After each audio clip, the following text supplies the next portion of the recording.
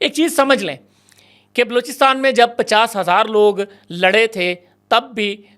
وہ کامیاب نہیں ہوئے تھے، اور آج اگر آپ چند سو یا چند ہزار لوگوں کو لے کر یہ سمجھ رہے ہیں کہ آپ ریاست کے خلاف لڑ لیں گے تو یہ ممکن نہیں ہے۔ آپ انارکی، آپ فتنہ تو پھیلا سکیں گے، آپ ڈیسٹیبلائز کرنے میں دشمنوں کے ہاتھوں استعمال تو ضرور ہو جائیں گے، لیکن یہ نہیں ہو سکتا کہ اس کے ذریعے آپ اپنا کوئی خدا نخواستہ مقصد حاصل کرنے میں کامیاب ہو جائیں۔ آپ کی اطلاع کے لیے میں آپ کو بتاتا چلوں کہ خانف قلات نے باقاعدہ بھارت سے رابطہ کیا تھا کہ ہمیں انڈیا میں شامل کیا جائے، لیکن انڈیا نے انکار کر دیا تھا، یہاں تک کہ افغانستان نے بھی انکار کر دیا تھا، اور بلوچستان اس وقت اپنے طور پر سروائیو نہیں کر سکتا تھا، تو انہوں نے پاکستان کے ساتھ پھر الحاق کا اعلان کیا، اپنی مرضی سے کیا تھا۔ اور جب اپنی مرضی سے آپ نے الحاق کا اعلان کیا، پاکستان میں اور بھی پرنسلی اسٹیٹس تھیں، بہاولپور کی تھی، سوات کی تھی، سب نے الحاق کا اعلان کیا، کہیں پر بھی مسئلہ نہیں ہوا۔ اب ریاست پاکستان اپنی وفاق پر حملہ آوروں کے معاملے میں کوئی اس طرح کی بڑا عرصہ پاکستان ناراض بلوچ کی اصطلاح استعمال کرتا رہا۔ ہماری اسٹیٹ نے بڑا عرصہ یہ کہا کہ یہ ناراض بلوچ ہیں، ہم ان کو راضی کریں گے، ہم ان کے لیے پیکیجز دیں گے، بہت چیزیں ہوئیں، لیکن اب حکومت کو بھی اپنی پالیسی واضح کرنی ہے، حکومت کو اپنی پالیسی اس انداز میں واضح کرنی ہے کہ ریاست سے لڑنے والے پالیسیوں پہ تنقید،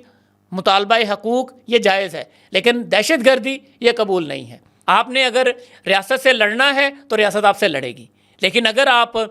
مطالبات کے لیے اور سیاسی اس کی بات کریں گے تو ہم بھی آپ کے ساتھ ہیں، بلوچستان کی آواز سے آواز ملائیں گے۔ اور حکومت کو اور مقتدرہ سے میری یہ گزارش ہے کہ سیاستدان عبدالمالک بلوچ صاحب نے اپنے دور میں بلوچستان کے علیحدگی پسندوں سے بڑے اچھے مذاکرات کیے تھے، ان سے بڑی حد تک وہ چیزیں مطلب کہہ لیں کہ ایک پیچ اپ کروانے میں کامیاب ہو رہے تھے، لیکن وہ ان کے بعد اب موجودہ جو ہیں ان کے ہاتھ میں کچھ نہیں ہے۔ کچھ سنجیدہ، کچھ مدبر بلوچ سیاستدانوں کو ریاست اعتماد دے اور ان کو آگے بڑھائے